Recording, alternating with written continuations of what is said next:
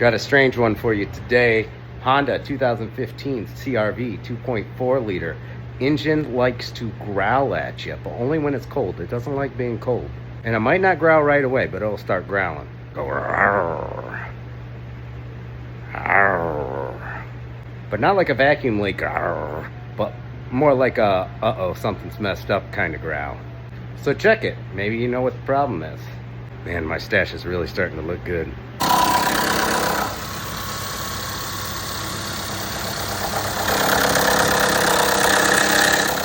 Ooh. See if it gets louder. It's much louder now. Yeah, like it's coming from inside. Yeah. Yeah, quite the valve cover leak. Yeah. To begin with. He says it goes away. I don't know. He says it goes away when it gets warm. Are you done doing it, buddy? Oh, it's starting to go away? No, maybe not. I'm not really sure. You want to give me a couple of just foot on the brake, park to reverse, then drive, then park? Looks like it's quieting down now. Because it didn't do it to me until I went into drive and then park. Then it started doing it. Put it back in park and just give it a little gas. He also says that. Oh, it did it a little bit. Little gas. Just a little. Right there. All right, hold on. Little bit of gas.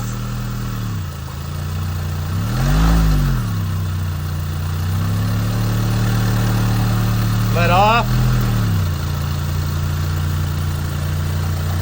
Oh, here it comes. Oh, it stopped. Go ahead, shut her down. All right, step one, visual inspection. It didn't seem like the noise was coming from belt or pulley here. We see a nice oil leak coming from the valve cover. Oil did look dark, so we want to check oil and see if we're low. On and off rattling like that, I mean, like any engine, I'm thinking like,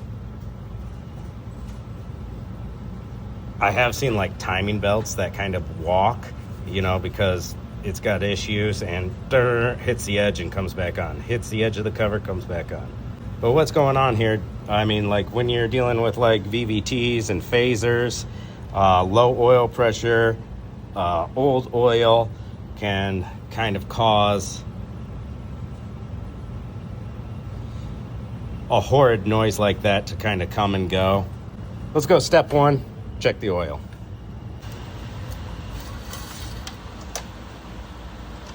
Oh my Lord. Look. This oil is baked on. It is absolutely baked on to the dipstick. Look at this. This is the first time I've seen this vehicle in my shop. It is like baked on, and then it's sludge. I don't think we have any oil really on this stick, guys. I'm gonna go ahead and give this dipstick a little bit of a cleaning. Be right back. Y'all know I like my real-time videos, speculating and saying my thoughts out loud while I'm trying to figure something out. I don't know anybody else who does it like that.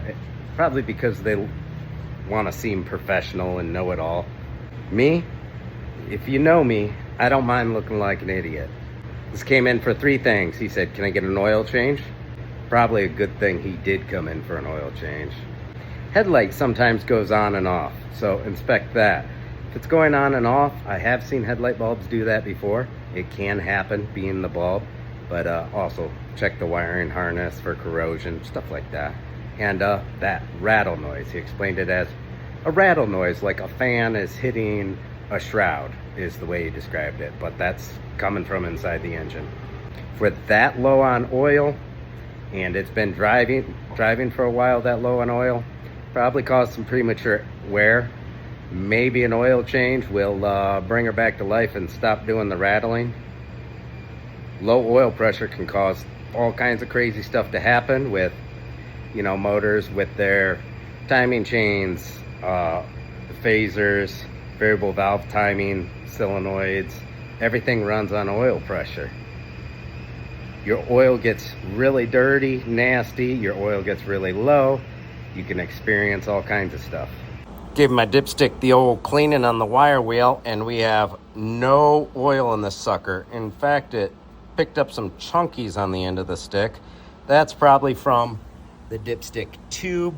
Seeing how it had all these chunkies here. This motor most likely has sludge buildup from neglect, too long on oil changes, oil leaks.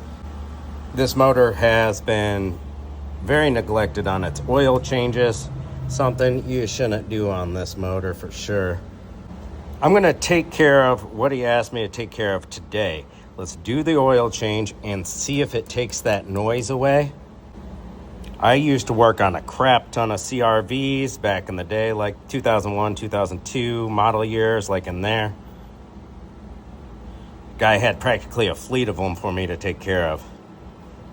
I'm not really familiar with the newer CRVs. And when I say newer, you know, last 10 years, I don't know much about the internals on these ones.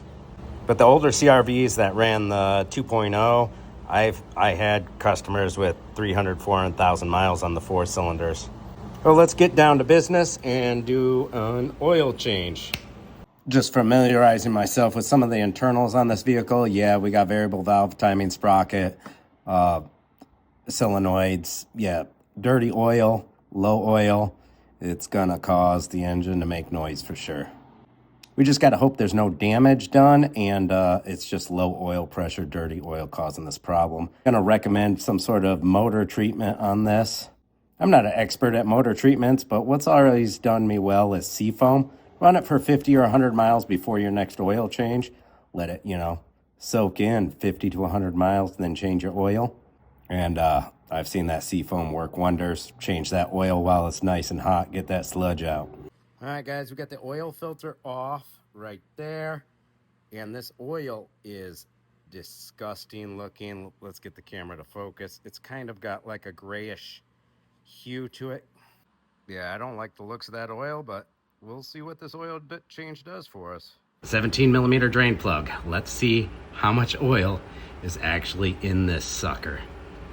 Oh man, we should be collecting this to take a sample. Look for shiny metal.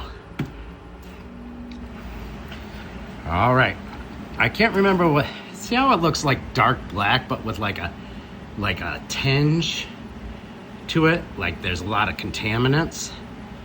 Yeah. All right, so this oil drain bucket was almost empty. There was just a splash of stuff in it, and I gotta look up what this calls for. I think it was 4.6 quarts should come out of it. I'll double check before the end of the video, but see how much we get out of it. That's dark. It's nasty. Looks like it's contaminated. Yuck. I was actually kind of expecting less oil than this to come out. All right, so that definitely isn't 4.6 quarts. More like 2.5 to maybe 3. I go 2.7. But yeah, you could see the swirlies, which is probably from the little bit of trans fluid I had this in before, but see how it looks kind of sludgy, mucky, swampy, grayish black. If it was just way overdue oil change, it would be dark black. It's got that gray tinge to it. Don't like it. But at least there was this much oil in it.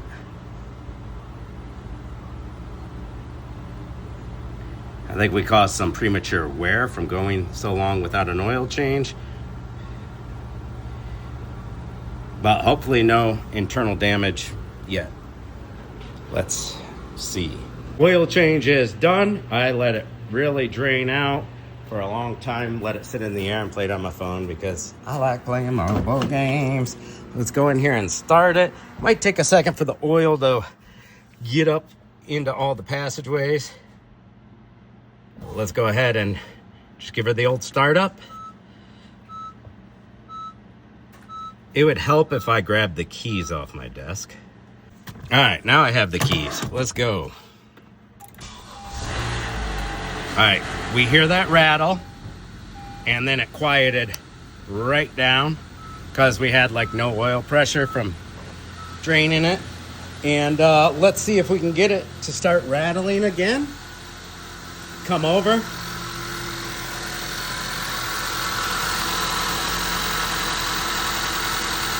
Sounds pretty normal right now. All right, I hear a little vibration-y noise. We'll see if that smooths out. Let's shift through the gears like before and give her a little bit of gas and see if we can get that noise to happen again.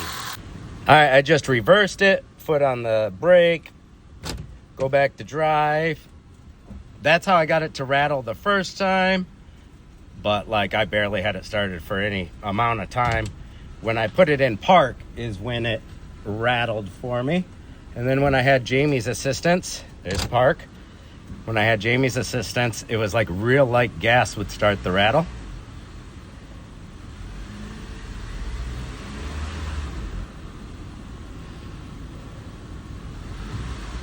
Little bit of gas. Let's go a lot of gas.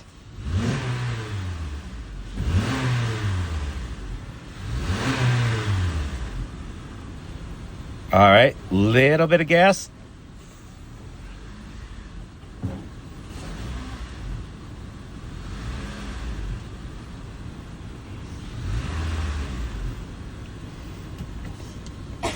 Reverse, drive, park, a little bit of gas. All right, we are getting no more rattle. I'm gonna take it for a test drive and just make sure, get it warm, get it cold. Started snowing, so it's pretty cold outside. They did say it does it worse when it's cold, which makes sense, that the oil would be thicker and, you know, whatnot. So let's confirm that it's good, and then I'll move on to the headlight concern. I don't know how to make my new phone focus in the dark, but it's cold and snowing outside. We're good so far. Let's leave it outside for a half hour, and then start it up. Story on the headlight was, wife was driving it, he was in front, and he noticed the headlight going on and off, on and off. I think it just so happens on their way over, the headlight was dying because right now, low beam's not on. So let's just double check that. Make sure there's no corrosion. Make sure we have power and ground on our wiring harness to the low beam. If we do, change the bulb out for them. We'll be done. Just to let you guys know, I went to reset the oil life on this Honda CR-V after changing the oil, and it says negative 9,999 miles. Ugh. With that rattling noise, I want to point out, no check engine light, no low oil pressure light.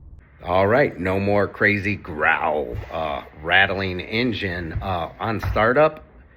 Right when you start it up, there's a little tiny rattle for a millisecond every time you start it up. But besides that, the symptoms are all gone. After letting it sit in the cold, still it doesn't do the growling thing when you play with the shifter, hit the gas, or just let it idle for long enough and then it'll do it. So I think we got to the bottom of this case. Needs a motor treatment before next oil change. And definitely took some miles off of that engine. Oh, by the way, I'm feeling almost back up to 100%. Been down with the sickness, and it's Friday. I don't think I'm going to do anything till Monday, but probably upload some videos and memes. See ya.